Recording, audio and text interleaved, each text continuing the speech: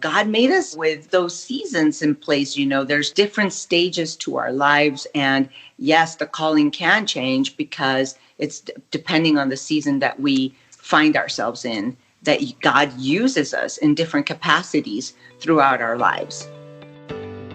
You're listening to the Icandemy Podcast, the podcast for people who can but don't know how.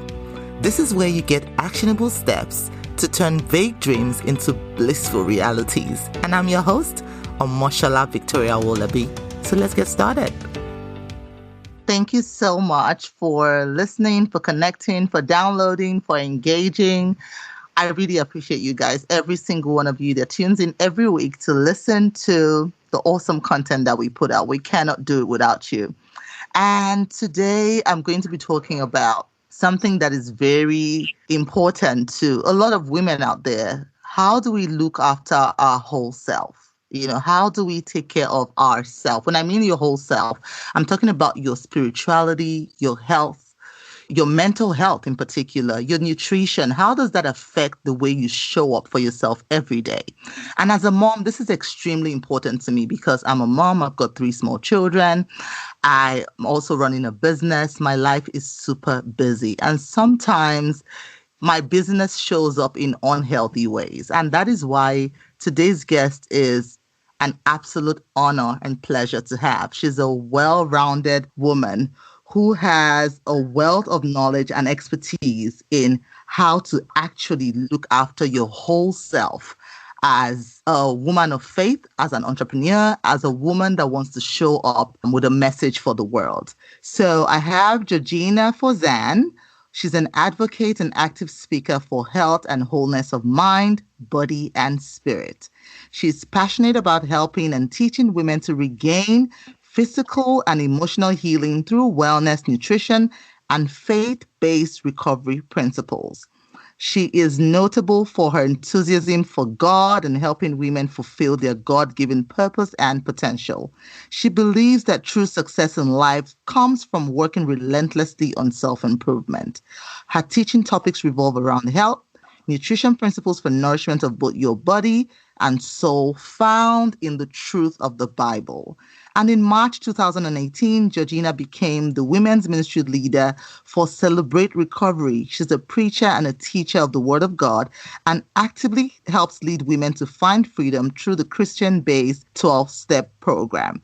She launched and leads a Purple chapter at her home, Church Eastgate. Propel is a ministry that disciples, trains, and equips women to lead in their sphere of influence and find their true identity in Christ. She established an open forum called The Hard Answer. Through this environment, Christian followers can gather to discuss hard topics and find answers to developing a healthy spiritual life. Apart from this, though, by profession, she's also an entrepreneur. An International Sports Science Association certified sports and fitness nutrition specialist. She founded her nutrition practice, Health and Nutrition Solutions, in 2009. During that decade, she has been a master's figure competitor at the National Physique Committee. As a sports nutritionist and athlete, Georgina knows that it takes more than exercise to maintain a healthy body. She teaches that balanced nutrition is the foundation for wellness, vitality, and a healthy body composition. Oh, that was a mouthful. That was amazing. I enjoyed reading that. I feel like I educated myself already just by reading that. So thank you so much, Georgina, for coming, and welcome to the Icandemy Podcast. Hello, Victoria. It is such a pleasure and an honor. I just love talking to you, and I'm really excited about the topics that we're going to talk about and, helping everyone out there to be inspired and to learn something new. I'm a person that loves learning. I need to be intellectually stimulated, and I think that our audience does too. Absolutely. I just read your amazing bio. I feel like I already know you from all that, but I want you to please tell us in your own words, who is Georgina Fourzan and why do you do what you do? Well, it has been quite a journey to figure that out. One of the main topics that really has hit home over the past, I want to say, year of my life is really focusing on that God-given identity. I used to be a person that would place my identity on things and especially on achieving. And it has been through perhaps the last 5 years of my life in which I have come to understand that I am not what I do. It is just a way that I serve God in the things that I do, but I am not the things that I do. And so answering that question, I think that primarily now I can tell you that I identify myself as a daughter of God. And then I can tell you what I'm very passionate about and how I just develop in this world we get to live in the different areas of my life. So there are things that are very dear to me, and that is nutrition and also spirituality. When I wrote my bio, believe it or not, it was kind of hard to write my bio. And it was about a couple months ago that I had to write one that would merge both ministry and my profession. And I was doing it for about a day. And it was such a self-discovery moment for me to look at those things of how do I see myself? How do I view myself? And it was then that I had an epiphany that I collaborate with God in helping people become healthy in their mind and healthy in their body.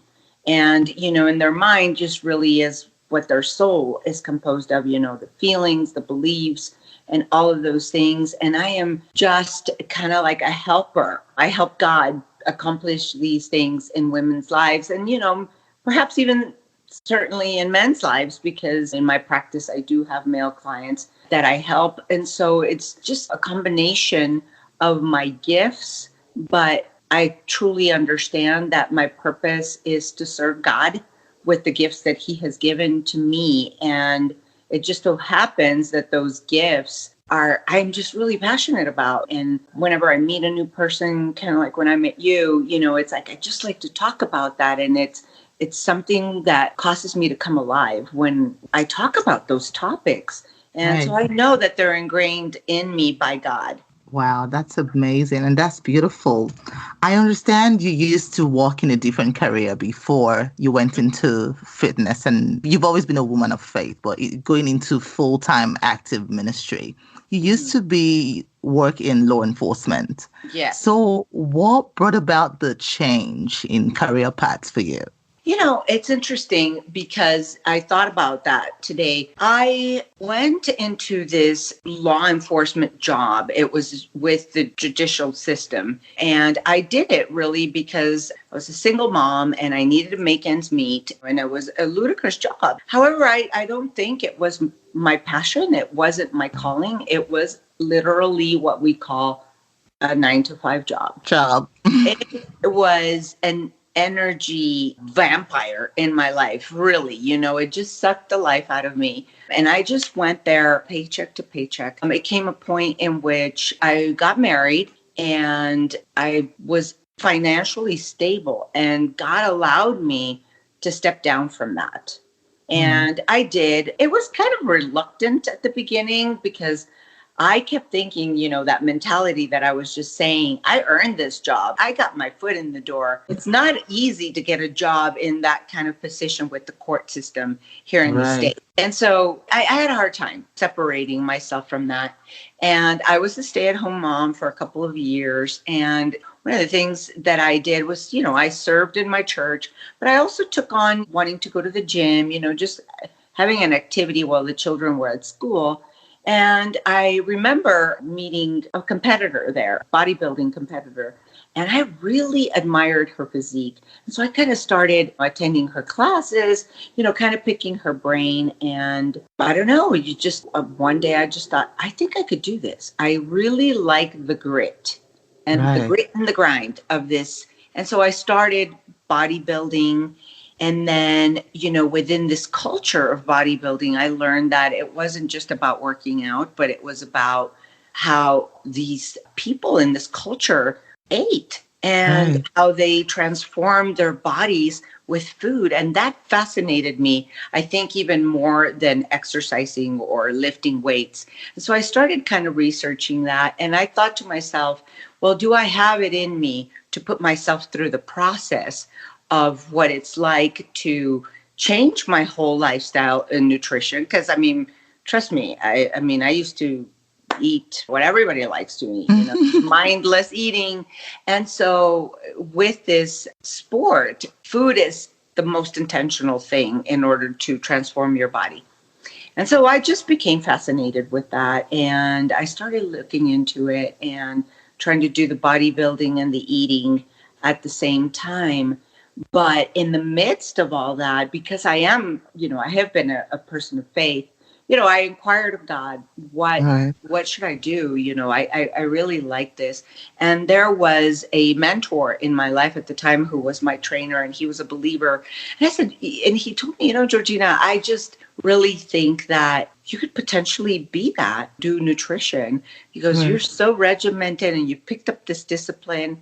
And so, I kind of chewed on that. And girls at the gym, like ladies at the gym would be like, Georgina, what have you done? Like, you've transformed your body. And I said, well, it's not so much exercise, but I've changed the way I eat. And so people kept asking me things. And so I kind of saw a connection, but it was fuzzy. It wasn't really something that was focused in my mind that I should do it. So it was kind of like a little trail of little clues that I had to step into to get to that.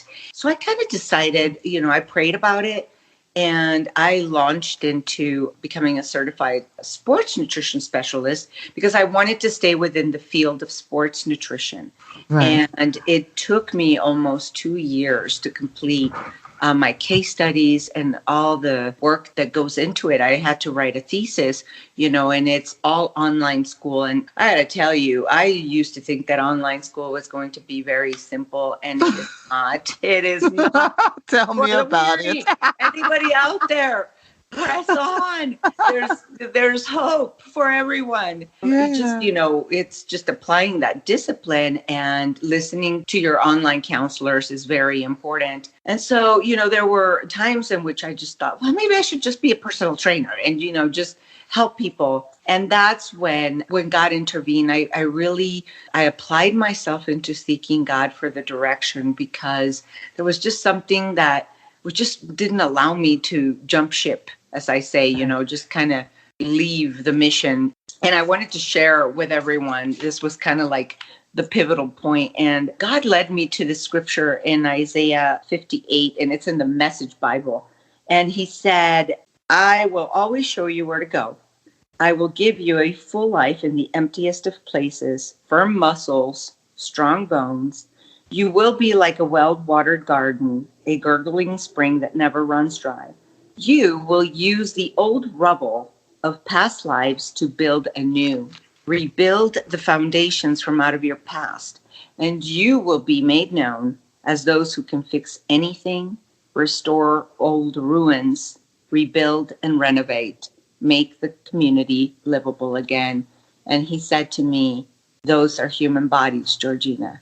Keep going. Wow. Like, I'm so emotional right now. You know why?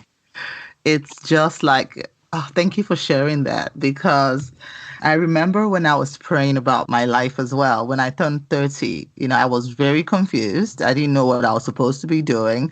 I had been a career advisor for most of my career, but I felt like there was something deeper that was there. There was something else that I had to do, but I didn't know what it was. So I started to pray about it, and I also got a verse from, I believe it was 2 Timothy. And I read that, okay, you're supposed to do not let people look at you because you're young. You're supposed to teach. You're supposed to, and when I read that, I was like, okay, really? Am I supposed to be teaching? What am I supposed to be doing with this verse, right? So when you said what you just read now, that's Isaiah 58. Can you please share the verses? Yes, absolutely. It is Isaiah 58, and it starts in verse 12. Verse 12, right. Yes, so, verse 12. Yeah. So when you read that absolutely embodies everything that you do. And why it's so profound for me is our faith and our careers are not mutually exclusive. And that's one thing I want people to take away from this episode. Your career can only happen if it's your calling, let me not say your career, let me say your calling can only happen if it's connected to the true you, who you are, your faith at the core of who you are. So when you shared that, as you were reading, I was actually going through your bio as you were reading that verse, and it just embodies every single thing that you do. So thank you so much. I hope it encourages someone out there to seek God. If you're confused like I was, seek God. He speaks. Yeah.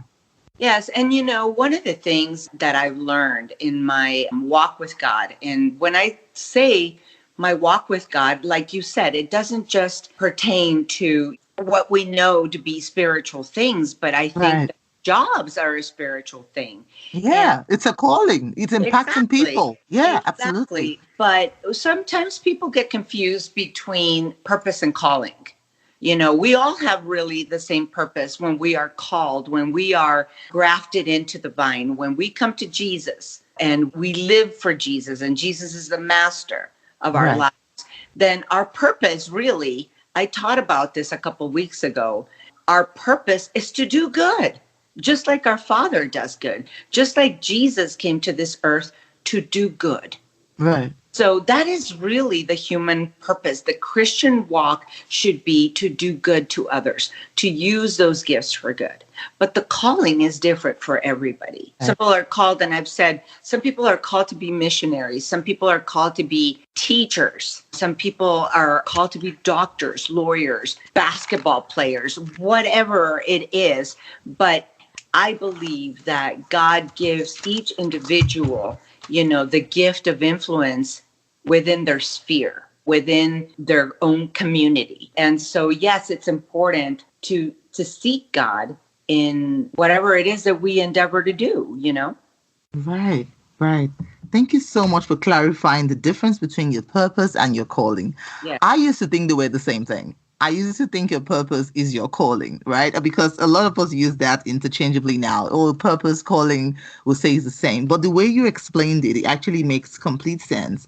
So your purpose on earth is to do good, is to be kind to another human being. Yes, to do the will of the Father. That is right.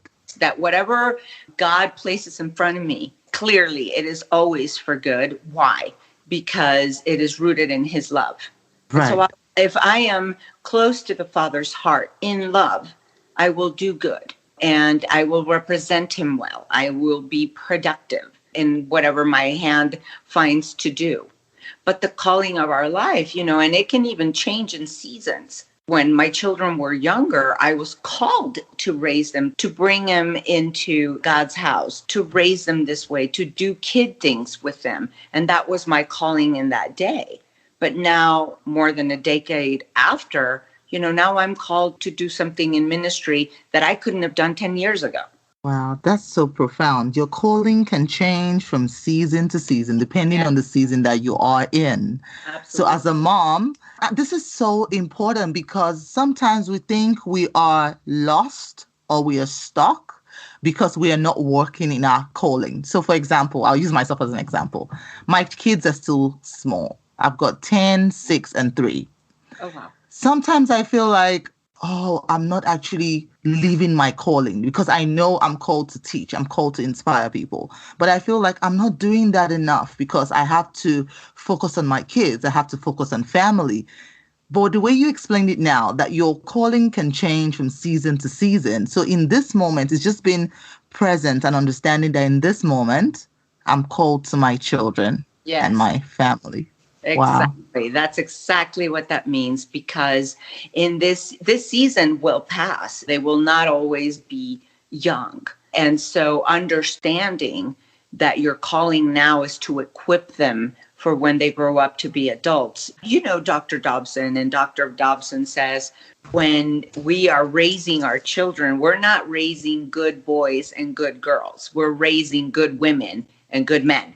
Because they don't get to stay little. And so one of the things that I talk to people about is that even as our bodies change, our bodies metabolize food very differently in the different stages of life. I do believe that God made us with those seasons in place. There's different stages to our lives. And yes, the calling can change because it's depending on the season that we find ourselves in, that God uses us in different capacities throughout our lives. Wow, that's beautiful. Thank you so much for breaking that down, for helping us understand better, because even I got it all mixed up. And it brings a lot of frustration when you think, okay, God wants me to teach. At the same time, I'm raising a family. Which one should I do? There is a season for everything. And it's okay to be present in this moment. And this is your calling for today, to raise your kids, be a mom. It's okay. You will still then go into the teaching phase. So thank you so much. Yes. Yeah. I want to also ask, I'm curious to know, when you decided then to, go into sports nutrition, sought the face of God, heard from him, but in that verse in Isaiah, what were the steps that you took? So having that clarity that, okay, this is a God-given assignment. Mm-hmm. What were the steps that you took to actually then get started into that path? How did you find the people that you were called to help? What were the steps that you took to do that? Okay, so one of the things that I believe that God impressed upon my heart and my mind early on was to make human connection. I had to step out of even though people will say that I'm an extrovert, but I think I'm an ambivert. I'm kind of both at the same time. I'm the same. Very energetic, but then all of a sudden I was like, I'm an overload. I've had enough myself. I need to not people for a whole day. And so one of the things that early on God showed me was to just let people know what I'm doing. And so some of the ladies, like I was saying at the gym, I let them know. So I'm becoming a sports nutritionist. And so out of curiosity, because of what they were seeing in my own body transform, because I started applying these principles to myself right away, because I knew that I couldn't lead others through a process that I was not willing to undergo or that I was unfamiliar with. So I needed to see what this whole thing was about. And after I put myself for an entire year through this metamorphosis, then I started telling people, this is what I'm studying. So one day I can help you. And I remember there was this one girl and she says, I don't want to wait. I want to sit down with you and I want you to tell me what to do, she said, because I need guidance and I'm going to pay you. And I was just like, wow. And so my very first consultation ever, I promise you, everybody, I winged it. I just kind of had a little outline of questions that I needed to do. I went by the book. Just got on my book and I was like, okay, these are the perfect consultation questions. I'm just going to make this. But I remember when it came down to writing a nutrition plan for this person, for the first time, to be able to exercise that creativity and to just release it, trusting that God was going to take it the entire way. I just want to say that I love the word leap. So it was just like leap, take the jump, trusting that parachute is going to open. And I knew that I had enough knowledge that I could help this person. And so I decided not to listen to my fears and just do it. Right. And she was very successful with my guidance. And I did not know that she was in the medical field and she was an ER nurse. And she told that entire floor that she was seeing a nutritionist. And guess what? People started calling. Wow. And then that just encouraged me even more. I then had my certification.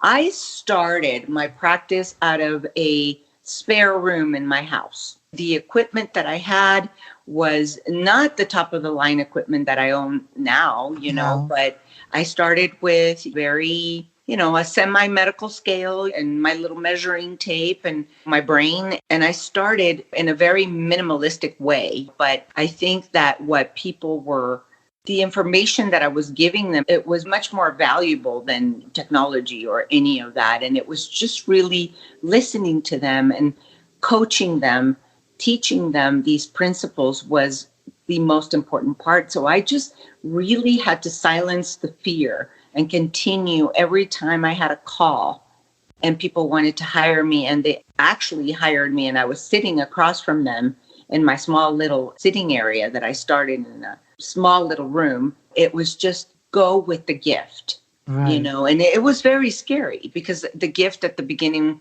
I didn't know. It's kind of like opening a new toy and you don't know really how to use it to its full Mm-hmm. potential. And it was kind of like that. So I just had to really go with the flow and trust that this was really happening. Hey everybody, it's Amoshala here with a quick word from our sponsors. You see, when you decide to become an entrepreneur, one thing you do not realize you're signing up for is actually the amount of skills that you need to learn, especially if you're bootstrapping your business and trying to do a lot of things yourself. So things like building a website, social media marketing, photography, those are skills that you need when you're getting started as an entrepreneur. And that was what I was quick to realize when I started my business. But hey, Skillshare came to the rescue. With Skillshare, I was able to go there and take tutorials from people who have been exactly where I was, but are now experts in their field. So whether you're trying to build your website, trying to learn how to market your product on social media, or trying to improve on your communication and facilitation skills, Skillshare has got you. With Skillshare, you're able to learn new skills fast and effectively with step-by-step guided tutorials. And as a lovely listener, Skillshare has been kind enough to allow our listeners 2 months free of premium Skillshare. So to access 2 months free of premium Skillshare, click on the link below in the show notes. Right. You said something very profound now. I'd like us to expand on that a little bit. And speaking about the gift, you did say your gift at first is like a brand new toy that you don't know how to use or figure out. Yes. So I'm just looking at, because I have small children, I can totally relate to that analogy. So when you have a brand new toy, you just open it out of the box. How do you figure it out? How do you learn to use it and then become comfortable using that gift? How do you do that? Because there's no manual. Because with a toy, you have a manual. Right. And you would. But, it's kind of like, I don't know, going to a different level. You have these basics within you that know, correct? Yes. The basic structures, but there are going to be challenges that are unforeseen because theory and practical are different. There's so many things that we learn in theory and it's great and theory works. But once you're in the practical world, there's other things, circumstances that come that are so challenging. And so it's just kind of taking it one step at a time and figuring it out. And there has to be room for trial and error and to be able to assess every situation along the path of whatever it is that a person is trying to do. For instance, for me was just to really hone in how to be a really good coach, a really good nutrition counselor. How do I counsel people to make better choices? Because again, the theory is easy. Measuring people, figuring out body fat, basal metabolic rates, all that is scientifical. I mean, it's a mathematical equation. But how to connect and meet people's needs. And remember, everybody is different, has to be like a complete discovery. Even after 11 years, I still have to open that gift all over again and figure out a new way of looking at it. It is just like Legos, I think. There's different levels of Legos. You know how it works.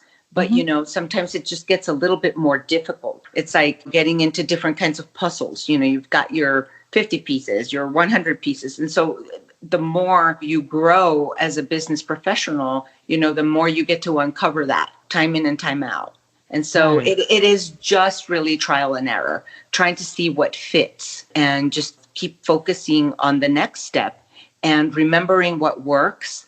And learning from what doesn't work is what I would say that I got to figure out that new gift. Right. And that brings me to our next question.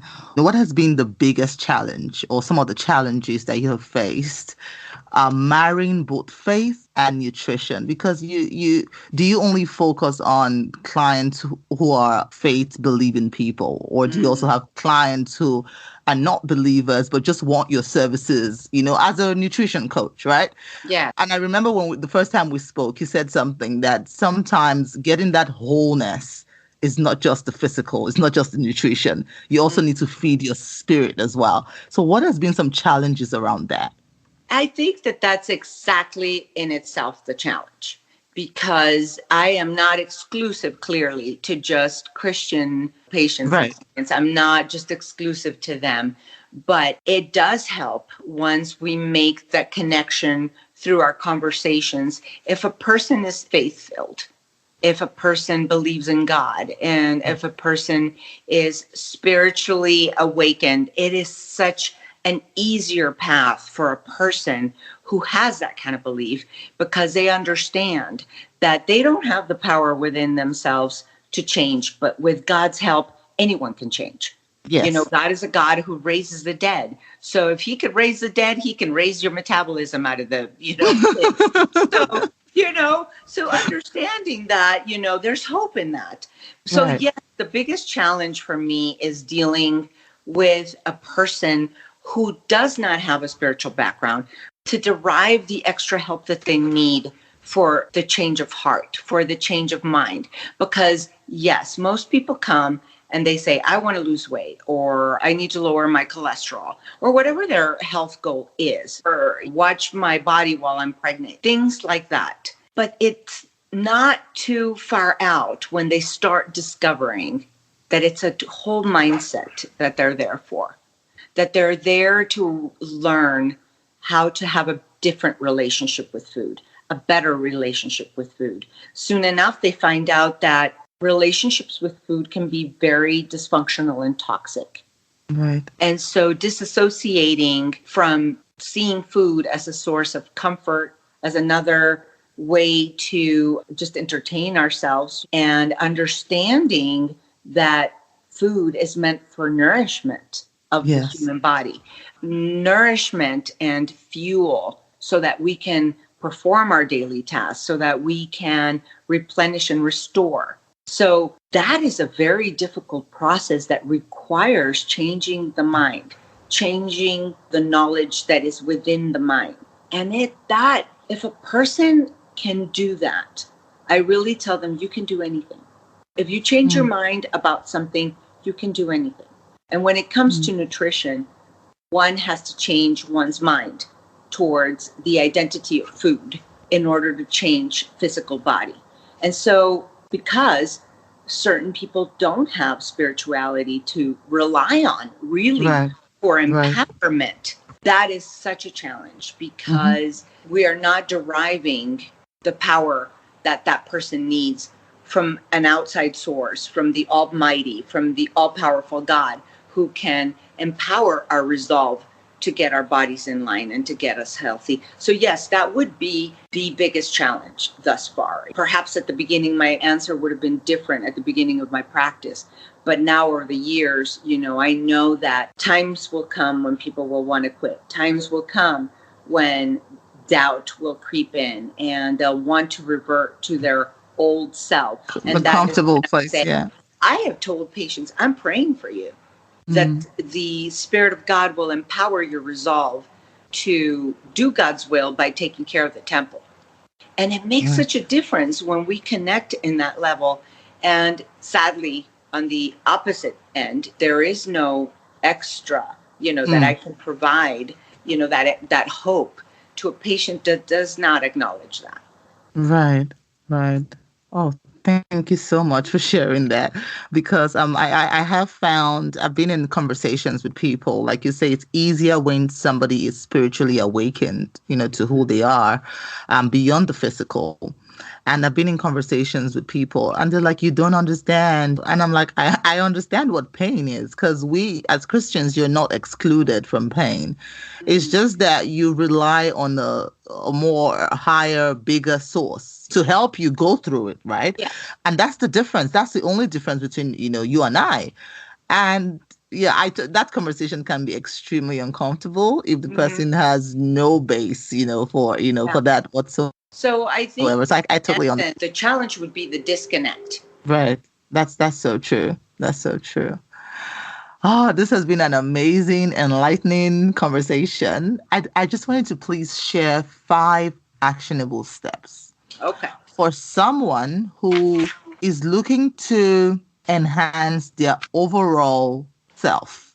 So this is somebody who wants to connect deeper with God, wants to feel better about themselves, like you said, in their relationship with food. Because I'm not going to lie, I'm guilty about this. When I'm stressed, I don't really comfort eat a lot, but I'll maybe just pop a chocolate or two, something that I know I'm not supposed to be eating in that moment. So what are some actionable steps that can get you started, changing your relationship with food and just marrying your spirituality and your nutrition? Well, I think it's all about purpose and intent. The purpose of eating, like I said earlier, if we can identify that the purpose of why a human needs to eat is for nourishment, that is the foundation, truth. Okay? So we have got to align our thoughts to the truth. And the truth is that food is for nourishment of the human body. Right.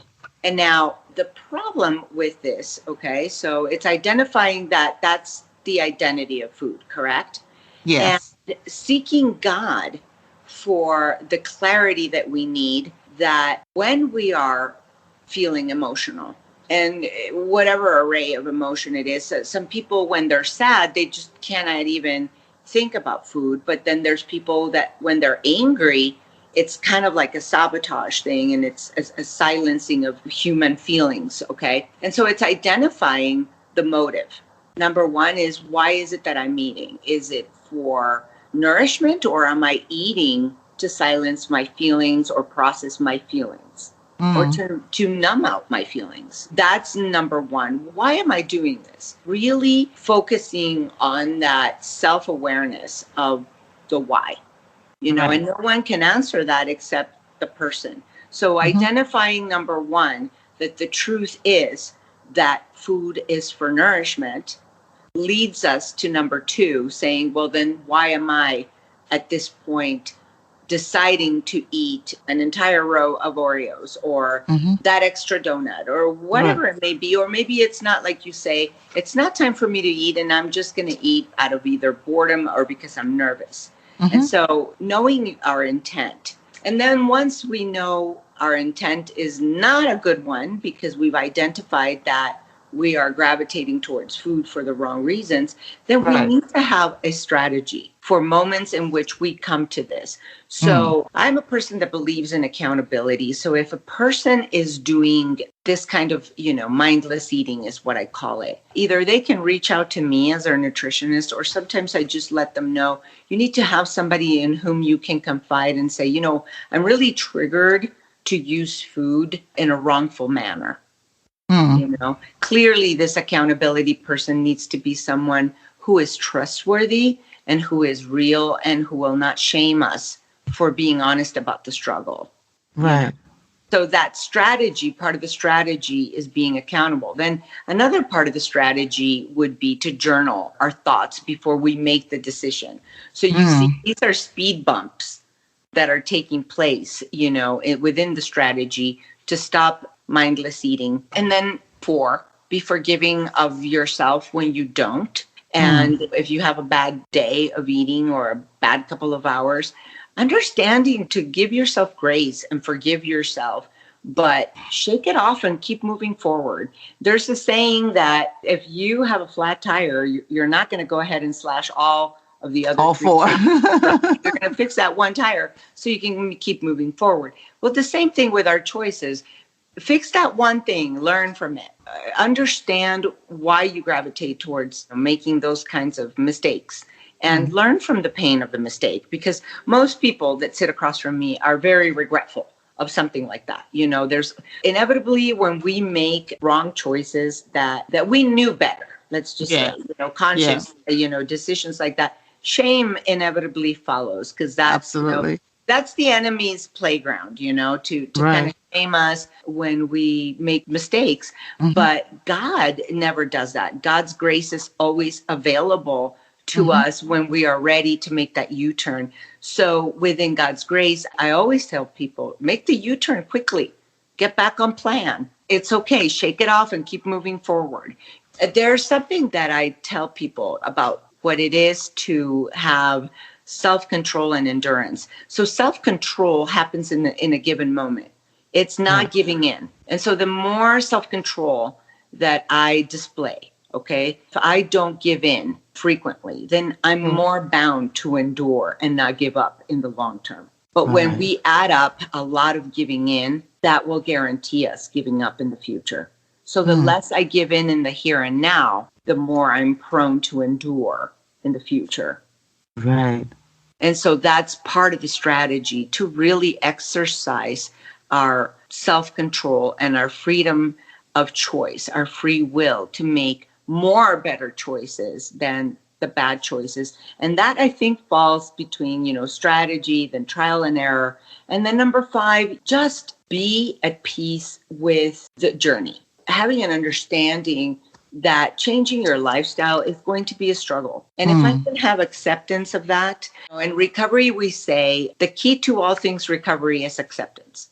So accepting that this is going to be very hard, that self-sacrifice is never fun, is always good. So just accepting that we are on a journey for the rest of our lives to really, make better choices about taking care of our bodies is going to be a lifelong, really a task, is important, just to make peace with it and accept it. And then just repeat that, as many times as possible. It's just like the pattern that gives us success. Right. Thank you so much for sharing that. Incredible. Like, I was taking notes as you were talking, and I took 10 steps. I'm writing down 10 steps because you went into so much detail, which is amazing. And at this point, Georgina, you've shared with us, you've poured into us today. Where can we find you? I know some listeners will be thinking, who is that woman? I need her in my life. So where can we find you if they want to hear more from you? Well, I am on Facebook. The page is called Health and Nutrition Solutions. And if you use the ampersand, just write it out, Health and Nutrition Solutions, you will find me there. In my Facebook page, I try to be interactive. I post videos about, little life tips and nutrition tips, supplementation, just different things, whatever comes to my mind that I believe that people can derive either inspiration or just some practical help. You can find it there. I'm also on Instagram, and Instagram, it's just Georgina Fourzan, all lower caps, and it's my name. And I'm on Twitter as HNS Coach. And so sometimes I just tweet whatever, could be inspiring or just a thought of the day. And sometimes I use these avenues in order to answer messenger or text that I get. And I tend to tackle frequently asked questions. If a couple of people ask me something, then I know that this is something that deserves public awareness. And so I'll just come out and say, I talked about drinking water last week. And this week I'm going to talk about a question that people have. What is the difference? Because I said something about not all calories are different. It's counting nourishing foods versus counting calories. And that created some confusion. So I'm going to go on there and clarify. And we have a website. And if you all want to write it down, it's www.hnsbygeorgina.com. All together, all lower caps, hnsbygeorgina.com. Thank you so much. I feel so blessed and honored to have you on here. Thank you so much for coming on, for sharing with us, for talking us through in-depth, knowledge about how our spirituality and nutrition are so connected. Absolutely. So I just want to say thank you so much for honoring that invitation and coming on the show. Yes, it's been an honor, Victoria. And I just want to thank everybody that's going to hop on here and listen and know that there's hope, know that our choices in the here and now are producing our future. So whether you're changing your lifestyle or your career, it all boils down to really seeking God and putting Him first And like the word says, seek first the kingdom, and then everything else shall be added. And really, we find our complete wholeness in the kingdom. And God's really specific about what he wants us to feed our spirit and what he wants us to feed our bodies, so that we can perform optimally for him, because it's all about bringing him glory in whatever our hand finds to do, and everything that we do, whether we eat or drink or whatever it is that we do, to do it for the glory of God. Amazing. Thank you so much, Georgina. I really honor your wisdom. I have a note full of things I wrote down. Oh, thank you so much for coming on. And there you have it, guys. Thank you so much for listening. And if you do want to hear more from Georgina, I will be including all the links of her social media presence, her website, in the show notes. So once again, thank you, and enjoy the rest of your day. Thank you, everyone. So there you have it. Thank you so much for listening. And for more content like this, follow us on our social media handles. On Facebook, it's at Icandemy, the Facebook page. On Instagram, it's at Icandemy. Or come say hello over on my personal page. On Instagram, it's at Omoshola Speaks. On Facebook, it's Victoria Wallaby. Feel free to reach out, introduce yourself, say hello. I love meeting you. And if you have any stories that you feel will inspire another woman to action, I want to hear from you. I really do. I love hearing from you. Send me an email to hello@icandemy.org. So it's hello@icandemy.org. And if you find this content valuable, please rate and review on iTunes. Leave a review. It matters to us so that people can find it. So rate, and review on iTunes, on Google Podcasts, and everywhere you listen to your podcast. Thank you.